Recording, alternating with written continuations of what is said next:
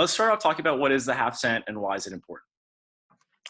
The half-cent sales tax, the referendum on the ballot for November 3rd, is about updating our facilities, whether that means renovations, repairs, or building new schools.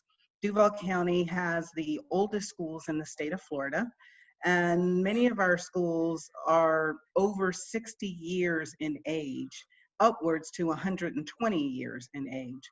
And the repairs that are needed are for things like HVAC systems, roofing. And when I say repairs to roofing, it really isn't repairing the roofing. It needs a complete overhaul of the roofing. So we have quite a bit to contend with over 150 schools. Can we talk about, let's say this passes, which I know that you're hopeful it will. How does this work? How would the timeline work after it would pass? How quickly would those funds become available to DCPS? How quickly would we see some of these repairs start happening? If the referendum passes, the collection, if you will, of the half cent starts in January of 2021 and would last for a period of 15 years.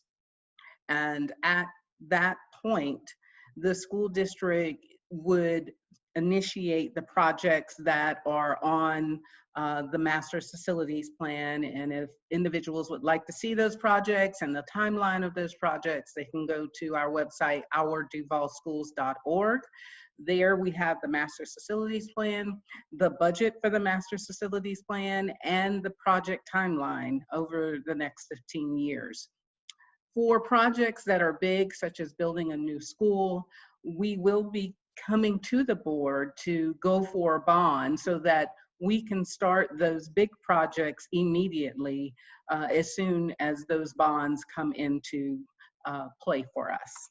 Can we talk about how schools, the oldest schools, for example, in the district, schools that are in the core of Jacksonville and in communities where we are having these conversations about updating and upgrading infrastructure now that's been long overdue. How do those schools in particular benefit from this? Well, those schools benefit from this in the way of priority. The schools that have the highest FCI, that's the Facilities Condition Index, that the higher the number, the dire need for that school to either have a major renovation, modernization, or it may mean it needs a brand new school. It's more cost effective to build a brand new school than to try to renovate a really old, deteriorating school. And to accommodate that, we have quite a few schools that are small, they're underutilized, and the facility is very old. So part of the plan is consolidating those schools into a brand new school. Can you talk a bit about the schools that are at the most priority?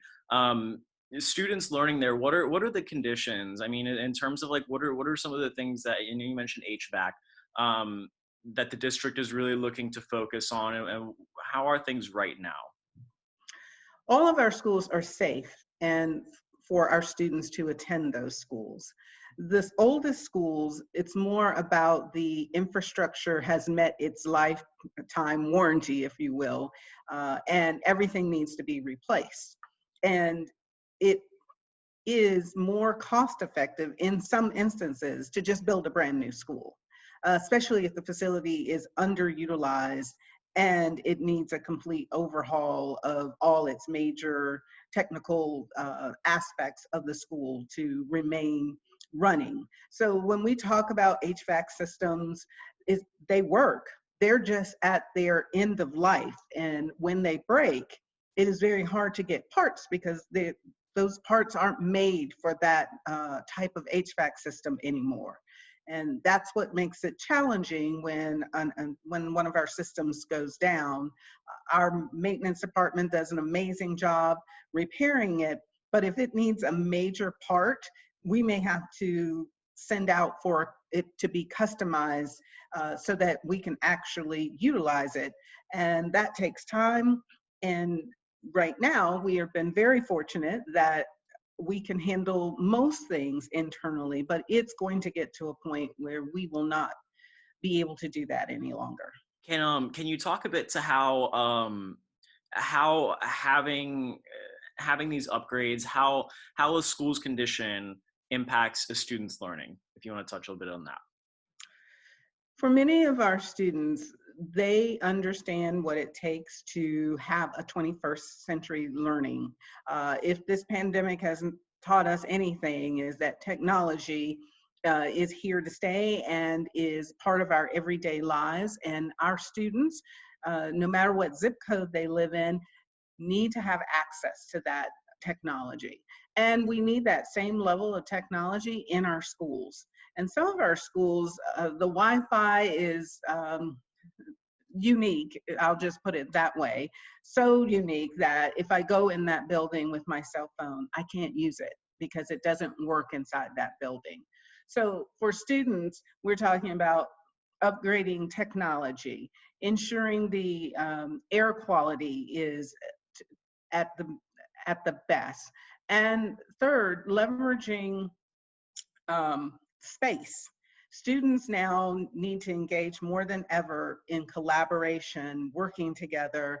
And the old classrooms in the past is just four walls and desk.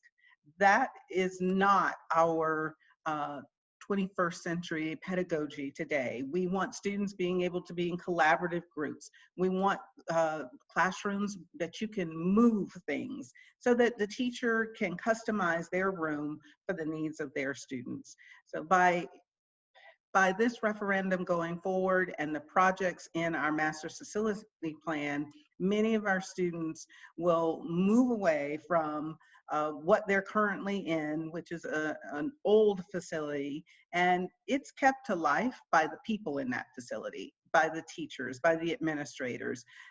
That's the true part of learning, but the facility does play a role. The facility plays a role by keeping our teachers. Teachers are no different than anyone else. If they are comfortable and they love where they are working, they're more likely to stay in that school. And so we want to retain and attract high quality teachers, which our buildings play a role in. One, it's the first thing you see. I shared the story in my first year teaching in Duval County, and I taught at the old Mamie Agnes Jones Elementary. That school's closed, and I thought to myself, I'm not going to be here very long, and I wasn't. I was only there for 1 year, and so first impressions do play into recruitment and retaining the very best. Can you talk a little bit to what makes DCPS unique in terms of revenue streams or alternate revenue streams or lack thereof in comparison to other big school districts in the state? Yeah, Duval County Public Schools is unique in that we're probably the only large urban school district that doesn't have an additional revenue source, such as a half-cent or an additional millage increase. Our neighbor, St. John County, has a half-cent sales tax. Clay County is going for a half-cent sales tax. St. John's also has impact fees. We do not have impact fees. Orange County has a half-cent surtax, and 2 years ago, they were able to build 11 new schools and pay cash for those 11 schools. So we are behind the curve. We're an excellent school district. We're only 4 points away from being rated an A school district, and now we need to get our facilities up to that A rating as well.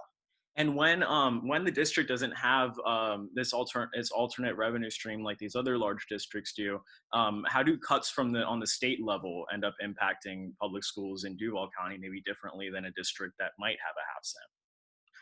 Well, 12 years ago, when we went through the Great Recession, millage was at two mills for capital improvements or capital purchases for school districts. And once we went through that recession, it was reduced down to 1.75 for all districts across the state. And then 2 years later, it was reduced again down to 1.5. So over the last 12 years, the district has lost over $300 million for capital improvements or maintenance. So that sets us back from the other districts. All the other districts lost that funding as well, but they had an additional revenue source to make up that lost funding, as well as continue to keep their facilities more up to date. Because anytime you do a renovation at your school, that reduces the years of its age. So we average 44 years, though most of our buildings, probably their original age is somewhere around 62 years of age.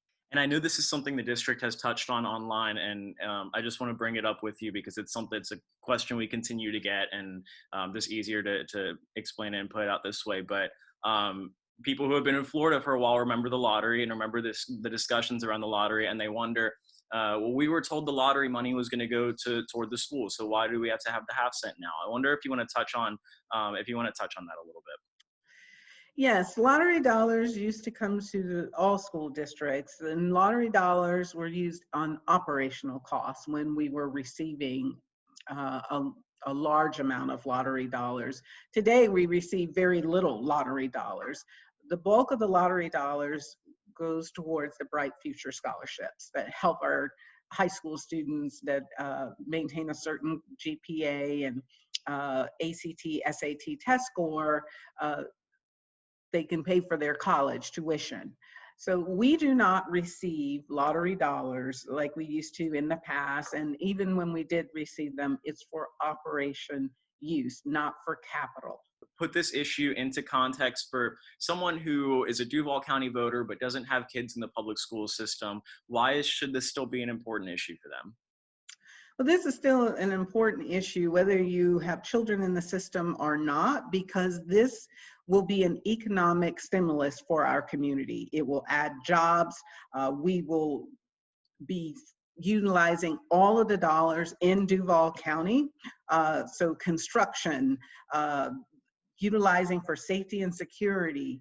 Many of those projects we have local vendors that will be able to bid on those projects and have an opportunity to add jobs to our community, as well as improving the education for our students, whether it is through career technical education programs or college-bound programs. When we offer our students a high-quality education, we're graduating individuals who are ready to make a contribution to their community. And our goal is for our students to obtain their dreams, and hopefully those dreams reside in Jacksonville and Duval County. So we all win. I do want to touch on that when people think about tax dollars, they want to know, how do we know they're going to be spent on these projects? And one thing that the board put in place for the referendum was to have a citizens oversight committee.